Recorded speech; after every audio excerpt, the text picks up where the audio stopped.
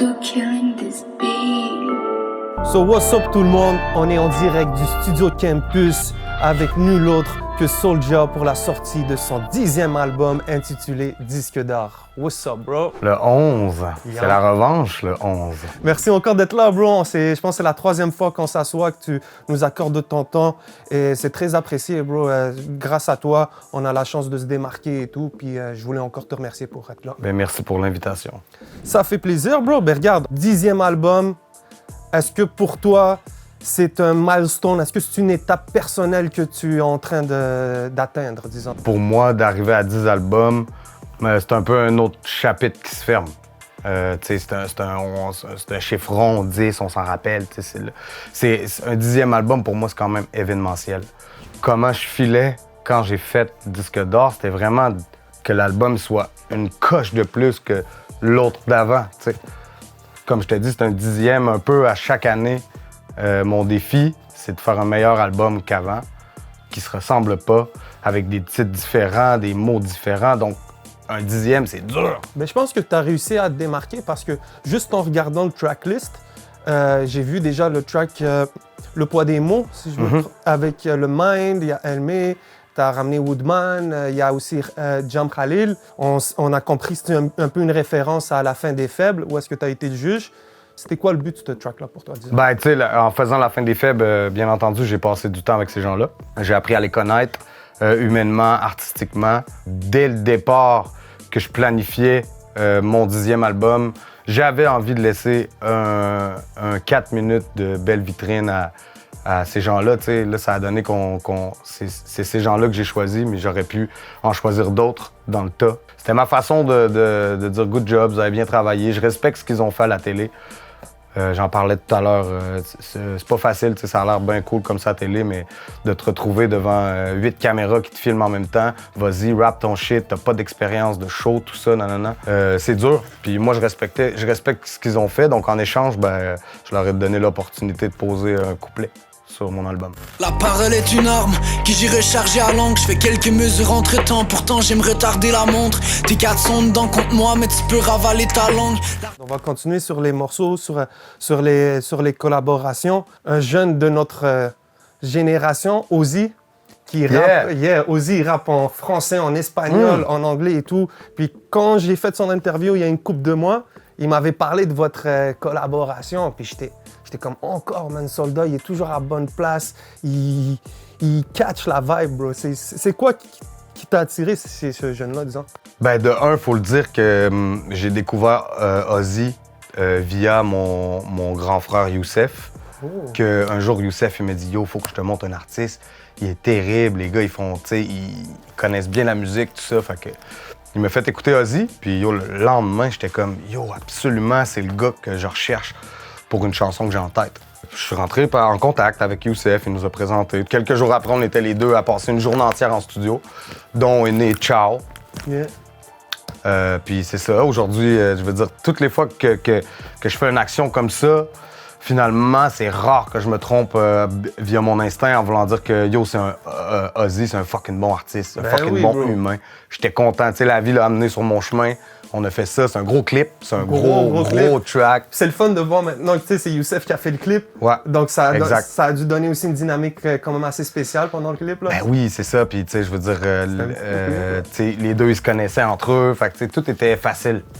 Nice, man. C'était bien. Puis j'étais content d'amener Ozzy dans un gros vibe de, tu sais, avec Seth, qu'est-ce qu'on fait? C'est des méga projets, donc c'est des méga clips, tout ça. Fait que j'étais content de l'amener dans mon délire un peu, tu sais, qui... T'apprends, parce que même moi, après 20 ans, quand je fais des tournages, j'apprends encore des choses.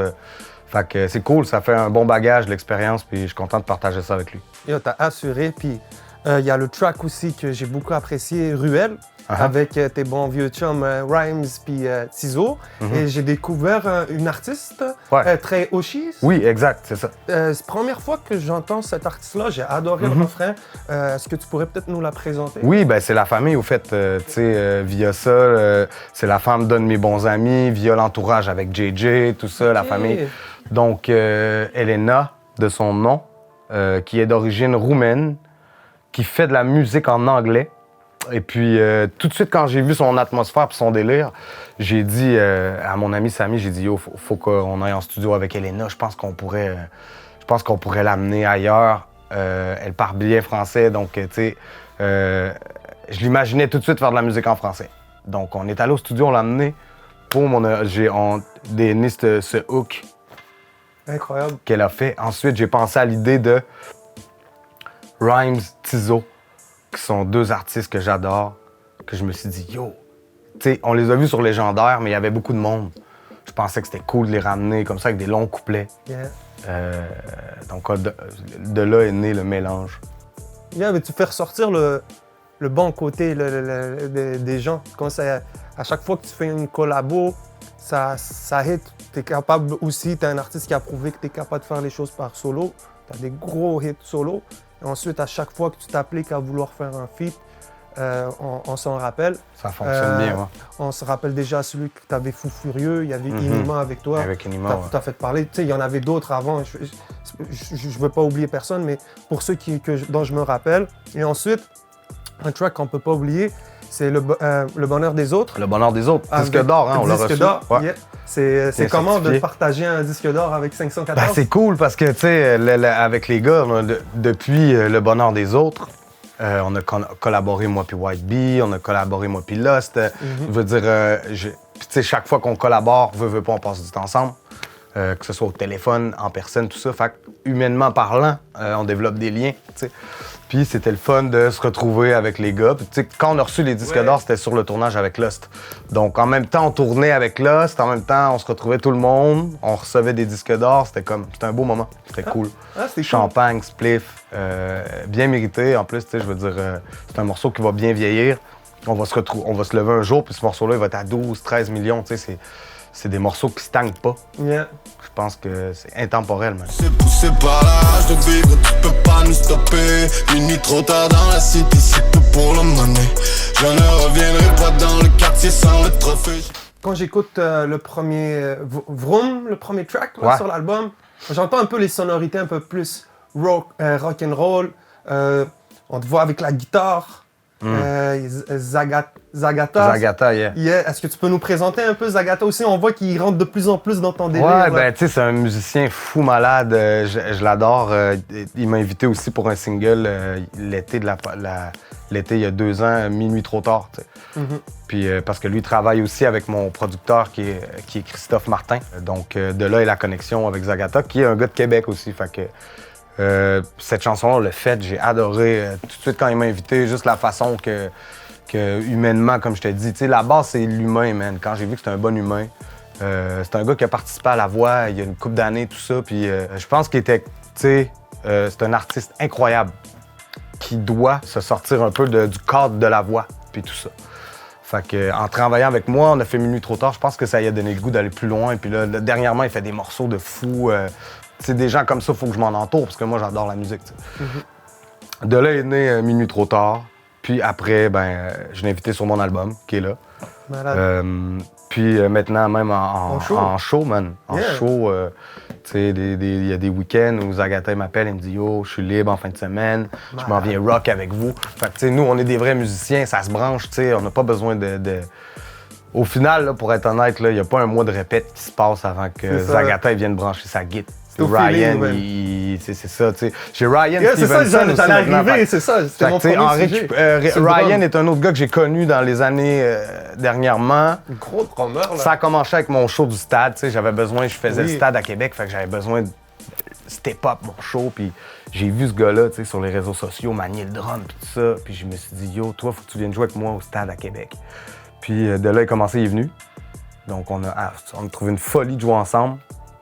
Parce que, tu sais, ça tourne le show. Il arrive plein d'imprévus. Tu sais, t'es plus... tu sais, quand tu fais un show, faut pas que tu sois cadré, que tu comptes tes pas que tu fais, puis que tu te dises, OK, on est rendu à la 4e chanson, tout ça. Ça part, là, tu sais. Quand ça part, c'est gaz au fond. Puis là, j'ai lui. Puis là, après, je les présente. Tu sais, comment, des fois que je fais des folies, je présente le guitariste au drummer, on s'amuse. Fait que là, j'ai des week-ends. Si vous êtes chanceux, parce que c'est, tu sais, les gars, ils ont des grosses lives aussi. C'est ça, ouais. Les disponibilités, pas toujours. Ryan, il passe la moitié de sa vie aux États-Unis. L'autre aussi, des trucs de musique. Tu sais, fait que quand je peux les avoir, les deux, on s'amuse. Puis ça se peut que tu arrives à mon show, puis tu te rends compte, oh, quel gars finalement est avec son guitariste, son drummer. Des fois, je suis tout seul avec mon DJ, Farfadet. Mais non, c'est ça, ça me donne du jeu de rencontrer sur ma route des musiciens comme ça m'amène ailleurs. J'étais un gars qui a grandi dans le rock and roll, bro. Tu sais, même aujourd'hui, j'écoute beaucoup de rock and roll. Tu sais, je veux dire, fait que ça me ramène dans l'air. J'aime comment tu es capable de te mettre dans la peau des gens puis de raconter des histoires. Puis une chanson à laquelle je pense en disant ça, c'est Les apparences. Tu sais, dans la chanson Les apparences, tu te mets un peu à la place de certaines personnes et tu décris un peu la perception qu'ils ont d'eux puis que les gens ont d'eux. Puis c'est quoi qui t'a donné peut-être envie d'écrire ce track-là? C'est-tu des visions que tu vois dans le monde d'aujourd'hui puis que les gens ils sont peut-être un peu mal dans leur peau? Ouais, ben tu sais, je pense que aussi on est dans une ère de, tu sais, on se rend compte que beaucoup de choses qu'on pensait être ça, finalement, n'est pas ça, tu sais. On se fie souvent au premier regard qu'on a sur les gens pour juger ou sur les choses ou sur les... puis je pense que c'est un peu la base, tu sais. Même au niveau... ça peut aller aussi loin que quand t'es un artiste, tout le monde te connaît, mais au final, ils te connaissent pas vraiment. Ils connaissent ce qu'ils voient de leur coup d'œil ou de ce qu'ils entendent parler, mais tu sais, au final, le vrai Kevin, ils le connaissent pas, tu sais. Puis c'est un peu ça. Je trouvais que c'était un sujet qui pouvait aller toucher large, autant que je reviens sur des gros cas médiatiques, autant que je reviens sur des cas personnels, autant que je reviens à parler d'anorexie, que du Bataclan, tout ça. Yeah, man, tu fais des références, puis c'est le fun. Tu peux même Joyce, man, rest in peace. Tu prends position à certains moments. C'est le fun de t'entendre dans ta plume, bro. Comme dire des choses d'actualité, man. J'aimerais ça, tu sais, être toujours là-dedans, mais après ça, quand je fais ma musique, quand je vais en studio, quand je crée un album, je suis mon instinct, tu sais. Je peux pas m'arrêter, je fais, wow, ça sort tout seul. Quand je suis inspiré par ça, ben, tu sais, je me lance. That's it, bro, that's it. Feat Gros Dash? Ouais. Toujours un bon OG de la France? Ouais, vraiment. T'as pris le téléphone, t'as dit « Yo, Gros Dash ». Ben, c'est un artiste que je connais depuis longtemps, Yeah. que j'ai toujours trip sur sa plume. La plume de Gros Dash, il s'ajuste sur n'importe quel beat. Tu sais, c'est un gros artiste. Encore mon ami Youssef. Tu sais, Youssef, à l'époque, faisait les clips de Gros Dash. Dans ma tête à moi, c'est la famille. Youssef, c'est la famille. Oui. C'est des bros. Si t'es son bro, t'es mon bro. Fait que, that's it. Je trouvais que c'était une bonne occasion de ramener un artiste que j'aimais, yo, man, juste pour le cœur. Un artiste que j'aime, je le ramène, je le présente un peu à mon monde, à mon crowd. Ouais. Puis de le mélanger avec Shreeze. Donc là, on avait le triangle, Québec, Paris, Montréal. Donc, je trouvais que c'était un bon triangle des Bermudes. Là. Yeah, man. Shreeze, big shout-out à Shreeze, big shout-out à Gros Dash. C'est bientôt le temps d'un best-of ou quoi? J'aimerais pas faire un best-of, parce que là, il faudrait que je mette plein de vieilles chansons. Faire des nouvelles chansons à place. Yeah? Ben oui. C'est ça que je me suis dit. Je dis, yo, à un moment donné, les artistes, ils atteignent un niveau après 10 albums. Mais là, tu sais, on fait un best-of. Mais là, maintenant, les chansons, les gens, ils peuvent tous les écouter sur Spotify. Ils sont tous déjà sur les réseaux. Ça serait un mauvais business de faire un best-of. Mais je respecte ce que tu as dit, 11. Mais on pourrait faire, je sais pas, une best-of remix. On remix les beats. Pas peur, man. Tu pourrais demander au public c'est quoi que les chansons qu'ils aimeraient. On pourrait refaire genre Crime grave avec Hubert Lenoir sur le hook. Ça serait fou. Yo, Soulja Hubert Lenoir, ce serait bien, man. Ouais, yo. Je l'ai croisé il y a un mois à Saint-Roch, à Québec. Puis ça fait longtemps, man. Yo, ça fait 1 an ou 2 même que j'ai déjà parlé à mes équipes, à ma femme. J'ai dit, yo, il faut que je fasse une chanson avec Hubert Lenoir, c'est garanti. Garanti, ça va se faire, là. Peut-être qu'il n'est pas au courant, lui, mais ça va se faire. Yeah. Appelez-le. That's it, man. Il y a eu à Québec, en ce moment, une arrestation quand même assez brutale, disons. Pacifique, avec Pacifique. Ça parle beaucoup ces derniers temps et avec raison. Quand tu vois une situation comme ça, c'est à quoi que tu penses?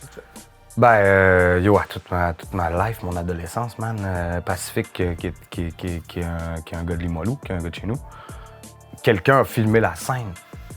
C'est ça qui a rendu ça au grand jour. La situation de Pacifique, ça se passe depuis des années. Ça se passe depuis J'ai vu des choses horribles. Nous, j'étais pas d'une génération qui avait des téléphones, on pouvait pas avoir ces choses-là. On les disait aux gens, puis bref, avec les vies qu'on a, je veux dire, personne te prend au sérieux quand tu dis ça. Mais c'est triste. C'est triste, man. C'est quoi une chose C'est pas une façon d'agir, je veux dire, c'est clair. Tu sais, je veux dire, juste la situation de Pacifique a ouvert 3 autres portes. Moi, j'ai vu 3 autres vidéos sortir cette semaine de la police de Québec qui malmène des gens, beaucoup des jeunes. Donc, il faut que ça arrête. Ils ont clairement un problème, là, je veux dire, qui dure depuis des années. Puis, respect à Pacifique pour ce qui lui est arrivé. Il va peut-être permettre de faire la lumière sur plein d'autres histoires.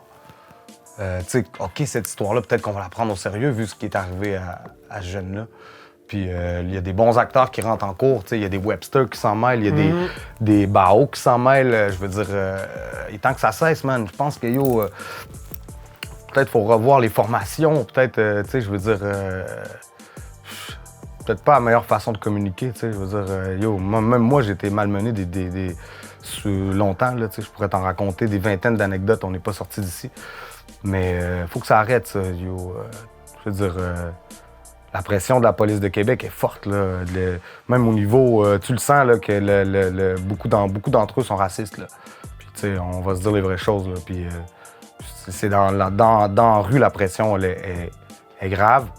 Puis je pense qu'eux autres, ils arrivent avec des nouvelles polices aussi, là, des jeunes. Ben, c'est maintenant qu'il faut peut-être changer ce problème-là. Peut-être au niveau des formations, peut-être plus peut-être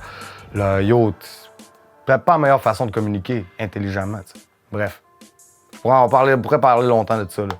Mais bonne chance pour Pacifique, pour ce qui s'en vient pour la suite des événements. Mais j'espère qu'il va y avoir... qui va sortir gagnant de tout ça. Big shout-out pour ton 10e album, Disque d'or, qui vient d'être là. Yeah. Est-ce que tu aurais un dernier mot? Ouais. Moi, c'est moi qui va te faire une entrevue. Là. Vas-y. Ben, premièrement, merci de m'inviter à chaque fois, bro. Moi, nous, on se connaît, ça fait longtemps. Même depuis Bagdad, on pourrait dire qu'on se connaît depuis moi. Mais si je te parle de la chanson numéro 22. Vas-y. Toi, numéro 22, dans ta tête à toi, c'est le numéro de qui, de quoi, le numéro 22? Tu le sais pas? Non, man. Wow! OK, le numéro 22, c'est le numéro de Étienne Boulay. C'est son numéro de joueur parce que cette chanson-là m'est née parce qu'il faut que j'en parle parce que c'était en plein milieu de la création de Disque d'or. Puis une soirée, j'ai décidé de pas écrire, de rien faire. J'étais comme ce soir, je fais rien parce que moi, le hamster tourne toujours. T'sais. Donc, je m'assis chez moi avec ma femme, j'écoute Crave. Je tombe sur le reportage documentaire de Étienne Boulay. J'étais au courant qui étaient partis jouer aux États-Unis, ces grosses games avec les Alouettes, tout ça. Et puis, là vient l'histoire. Là, je vois tout ce qui s'est passé avec lui, comment il a touché le fond, la drogue, tout ça, nanana. Comment aujourd'hui tu le croises, comment il est en shape, bro, ce gars-là. Il rayonne, tu vois. J'aurais jamais Puis, il faut aller écouter ce documentaire-là. Ça parle, c'est bien de l'écouter. C'est là qu'on revient encore sur les apparences de ce que les gens ont l'air. Ce moment-là, Étienne, quand lui, il vivait sa big life avec les Alouettes, des gros matchs, tout ça, ben, personne ne savait que lui, intérieurement, il était fracturé, gros, qu'il avait juste le goût de se défoncer dans une chambre de motel du boulevard Tachereau. Là. Après, j'écoute le documentaire, je vois tout ça aller, je vois l'Étienne d'aujourd'hui, puis là, je me dis, moi, j'ai perdu 80% des gens qui m'entourent à cause de la drogue. Ils sont morts de la drogue. Ils sont grugés. Mon père est mort de la drogue. Mon meilleur ami, c'est comme... La drogue, chez moi, c'est un fléau. Donc, je me suis dit, j'ai jamais fait de ma vie une chanson sur la drogue. Jamais de ma vie, j'ai fait une chanson sur la drogue. Puis, faut que ce soit une chanson, que tu sens qu'on tombe au fond, puis on se relève, puis, on passe à autre chose. Puis, de là est venue l'idée de, c'est numéro 22, bro. On tombe, on renaît, man, après. Puis c'est ça m'a inspiré quelques passages sur Étienne que j'ai mis. Bien sûr, je lui ai fait valider avant, je lui ai présenté la chanson. Je pense que ça lui a fait ramener des émotions. Bref, j'avais besoin de lui dire aussi à lui que sa life m'avait inspiré. Puis que finalement, cette soirée-là, j'ai pas pris off. Là. J'ai fini le documentaire, bro, j'ai écrit cette chanson-là jusqu'à fucking 5h du matin. Puis c'est ça, numéro 22. Je me suis demandé, man. Puis la dernière chanson aussi, Page Blanche. J'aime la manière que t'as amené ça. C'est comme trouver toujours de l'inspiration. C'est que c'est toi-même qui te parle à toi-même. 10e album, des fois, trouver des sujets de quoi parler, ça doit être difficile, disons, mais ça n'a pas de l'air dans ton cas. Bro. Ouais, c'est ça, mais ça vient par moments, tu sais. Comme je te dis, je suis mon instinct. T'sais. Si ça sort pas une semaine, j'écris pas pendant une semaine. Après, ben, tu sais, je reviens en force. Des fois, le fait de retourner au studio, d'y aller plus souvent, tu sais, ça me remet dedans. Mais t'as-tu un record? Je connais pas quelqu'un qui a été plus... qui a délivré autant. Je pense pas, bro. En ce moment, 10 albums... Tu sais, il y a Ruff, là, aujourd'hui, qui sort son 10e album. Ruff, il a une carrière, c'est son 10e album. Booba en a sorti 10 aussi. Booba aussi en a sorti 10, tu sais, c'est des gros milestones, là. T'es en train de faire peut-être un chemin que tu te rends... Peut-être qu'à un moment donné, tu vas décider de prendre une pause ou je sais pas. Mais là, je vais prendre une pause peut-être de studio un peu. Je vais essayer de vivre. Là, je prends une petite pause. Question de passer un peu de temps. Là, samedi qui arrive, le 4 décembre, c'est mon dernier show de l'année à Saint-Eustache. Puis après, je m'en vais, je vais passer un peu de temps avec mes enfants, ma femme, ma famille. Il y a les fêtes, j'en ai besoin. J'ai passé une grosse année. Finalement, j'ai abouti. Le projet, il sort ce soir à minuit. Donc moi, c'est une mission accomplie. Je fais mon dernier show, je m'efface. Parce qu'après, je reviens en force en janvier, man. Là, il va en avoir des gros concerts. Préparez-vous un gros été.